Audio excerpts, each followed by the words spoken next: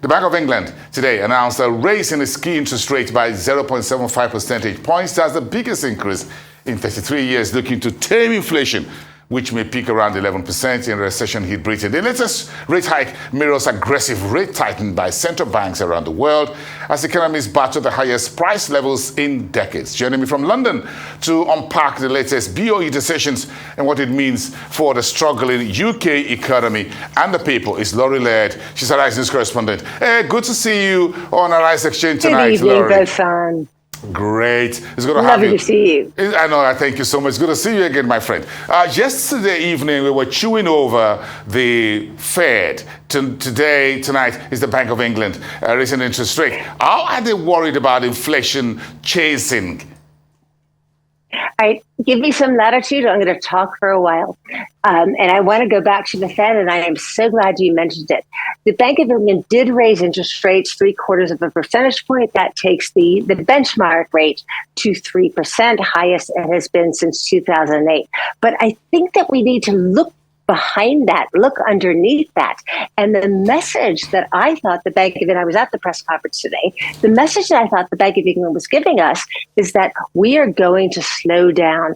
Do not expect more aggressive interest rates. In fact, the Bank of England was keener to talk about the slowdown in the economy rather than they were to talk about interest rates. And in fact, one of the Bank of England deputy governors said, look, and he has said this before, a guy called Ben Broadbent said, the markets are looking at interest rates to peak at about 4.75%.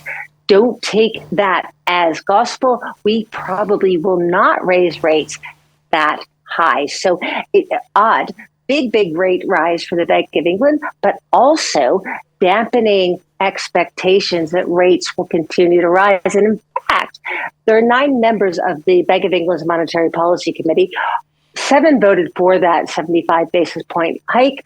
2 voted for a smaller hike. 1, in fact, only voted for 25 basis points. Another voted for 50. So that shows you there is not unanimity on these very, very big interest rate hikes from the Bank of England.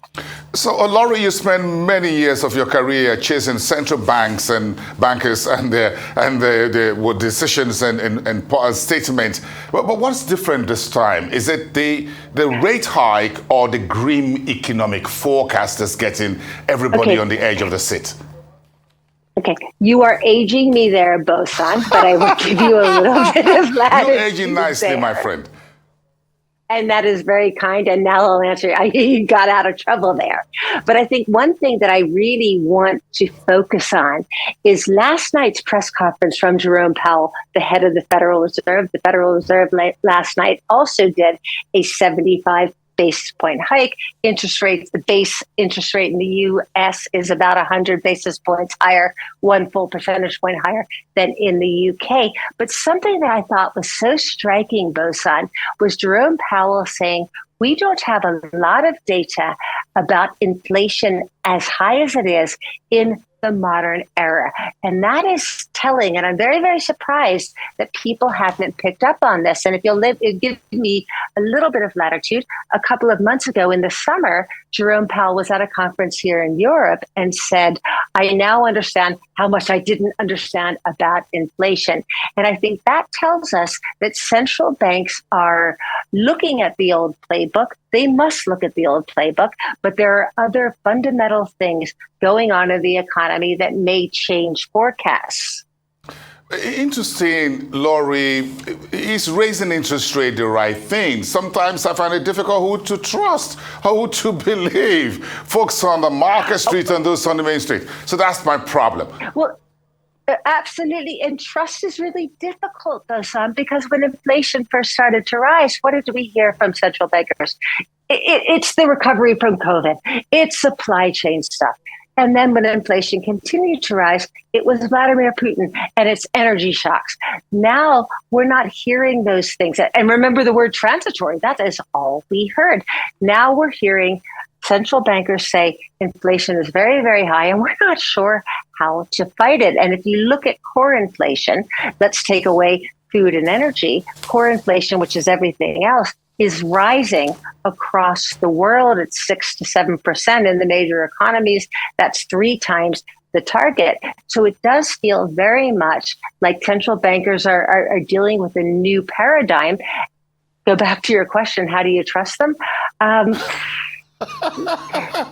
You're a man of faith, you just do it. It's the world economy aging, my friend. Where does the UK stand internationally with all the shocks here, in the movies? You just put it here and it's like this in paramedics, I don't know. So, where does the UK stand? One of the world's oldest economy, by the way. Well, the UK economy seems to be contracting more quickly than, let's say, the European Union or the US. Andrew Bailey today said that he believes that the UK is already in a recession. The UK is a little bit behind the US and the Eurozone in giving third quarter GDP numbers. We'll get those, week after next. So we're still waiting for a little bit on those. But the US and the European Union did both expand in the third quarter. Andrew Bailey is telling us we're already in a recession here in the UK. Not only are we in one, it's going to last until the middle of 2024. That would be the longest recession since the 1920s in the UK, although it wouldn't be the deepest because that was during the financial crisis.